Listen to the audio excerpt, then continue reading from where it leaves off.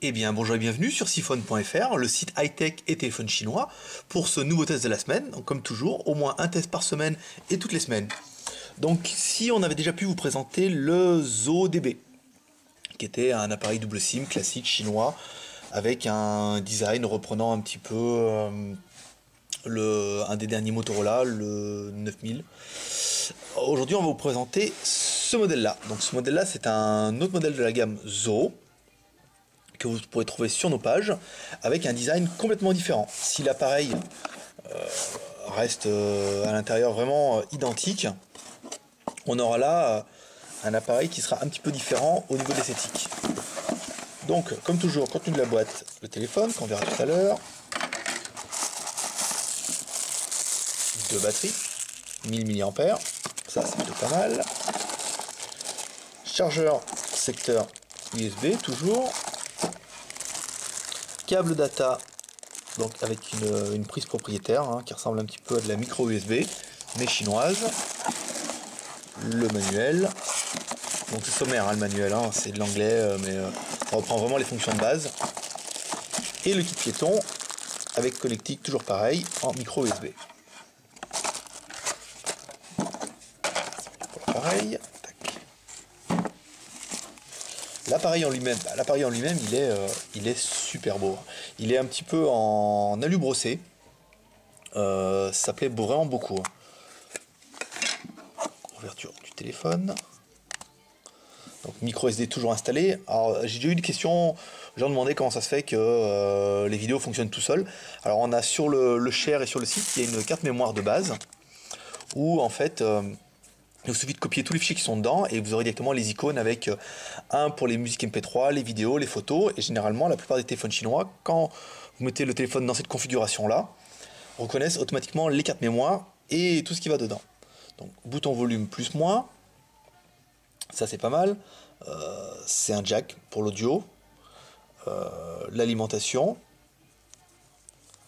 Alors, l'alimentation, à la chinoise en ce moment, vers le haut. J'ai un petit peu de mal à m'y faire. Le bouton power. Là, après, vous avez l'antenne télé. Parce que c'est la grosse mode. En Chine, tous les téléphones ont la télé. Donc ça fonctionne partout, sauf en France, évidemment. Cause norme française un petit peu particulière. Et en bas, je l'avais pas vu, mais il y a le stylet. Oh, joli. Voilà, donc le stylet, en fait, n'est pas du tout rangé sur la partie commande force sur le téléphone, mais plutôt comme ça. Mise en route de l'appareil. Il n'y en a que 10 minutes, il faut il faut speeder un peu. Donc voilà. Je vais surveiller. Bonjour. Donc présentation, toujours des plus classiques. La présentation iPhone marche quand même plutôt pas mal. Donc ça serait dommage de s'en priver. Donc on reprend les fonctions de base, la musique. Donc là automatiquement, vous voyez, il va chercher les musiques qui sont dans la carte mémoire.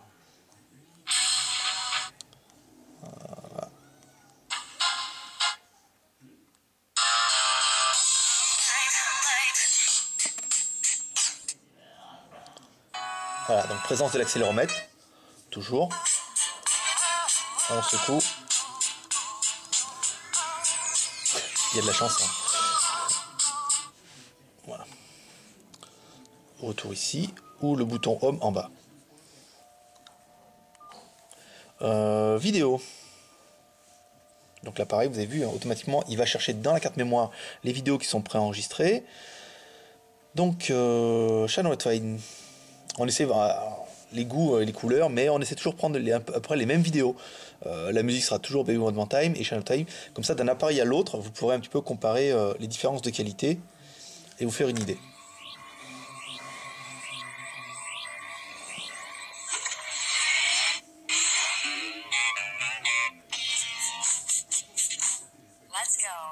Ouais. Donc l'accéléromètre est pas hyper réactif ou virulent comme on voudra. On n'a pas un processeur qui est énorme, mais ça suffit à faire tourner la bête et un OS en Java, comme ça c'est très bien. Donc bouton du milieu qui reprend la lecture.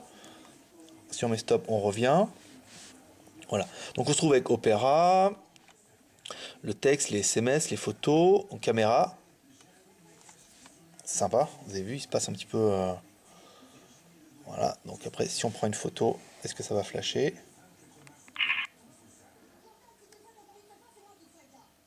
Voilà. Donc on a une qualité qui est quand même plutôt correcte. On va supprimer. Donc apparemment, on a pu voir tout à l'heure, il y a l'option flash qui doit pouvoir se retrouver. Option, photo, réglage, la caméra, balance des blancs, mode scène, déstockage. Bon, il faudra juste chercher un petit peu, mais il y a vraiment. Et après, encore une fois, voilà. Donc on a vraiment deux caméras. On a, là c'est moi, on va essayer de faire un petit peu le caméscope. Voilà, donc on a bien la caméra en façade, la caméra arrière, ce qui permettrait éventuellement de faire de la visio s'il y avait besoin, mais je pense pas que ça soit vraiment le but de l'appareil. Donc on revient. Les cartes, donc il y a pas, on n'a pas de connexion SIM, donc il en veut pas. On pourrait essayer éventuellement en Wi-Fi. Voilà, les MMS, le chat, pas mal de jeux, profil, enregistrement vidéo, enregistrement photo. Et tout ce qui va avec. Donc après pour le Wi-Fi, on va essayer de le trouver vite fait. Voilà, le Wi-Fi est ici. On va l'activer. Rechercher un réseau. Voilà, donc là on se retrouve bien sur le réseau. Bon, la Freebox est juste à côté, donc c'est assez facile, mais on a vraiment une bonne réactivité. La Livebox, là il nous reste 4 minutes, ça va être un peu juste parce qu'il faut que je rentre mon mot de passe que je connais pas par cœur évidemment. Donc voilà, petit mot pour le téléphone, donc toujours le mode appel. On va revenir ici. J'ai vraiment du mal avec le stylet, hein. Je préfère avec les doigts. Quand vous faites les appels donc sur la SIM 1 ou la SIM 2, voilà, des plus classiques. Enregistrer vers le téléphone. Touche rapide. Voilà. Donc on a plutôt un appareil qui est bien fini, qui est propre, qui est assez compact. Appareil photo bon, qui est des plus corrects. Cette finition alu brossé me plaît plutôt pas mal sur le haut. Même si je ne suis pas convaincu que ce soit vraiment de l'aluminium, mais au moins du plastique. Ça donne un look un peu sympa à un téléphone qui est vraiment pas courant. Petite déception avec les deux pods en fait qui ne gèrent pas les doubles SIM françaises, donc du coup on a pas mal de clients qui sont tournés vers le Zoho, soit le Zoho DB, ce modèle là qui va être vraiment plus performant que l'autre, un peu plus complet, avec une meilleure prise en main, et après vraiment pour les gens qui voudront un design un petit peu différent, vous pourrez prendre ce modèle là qui est vraiment dans la même gamme, qui est un petit peu moins cher je crois de mémoire. On va le mettre sur le site des Stock Boutiques ou indb.fr. Enfin voilà pour ces petits appareils qui est vraiment sympa. On va vraiment essayer de développer les appareils de la marque Zoho parce qu'ils font des trucs pas mal. Les appareils sont assez complets, ils sont bien traduits. Là vous ne l'avez pas vu parce qu'il était évidemment déjà en français. Réglage, accéléromètre, réglage du téléphone. On va demander s'il y avait le portugais. Oui, là, dans cela, il y a le portugais, mais pas sur les Skyphone. Donc des appareils qu'on affectionne particulièrement. Je vous dis, on va vraiment essayer d'avoir d'autres modèles de la marque Zoho, comme d'autres modèles de la marque Suno et autant des modèles de la marque Skyphone. Donc voilà pour ce petit test de la semaine. Simple, facile, bon bah sans prétention, étant donné qu'on avait déjà testé celui-là et que c'est vraiment rigoureusement la même chose, mais vraiment avec des approches un petit peu différentes.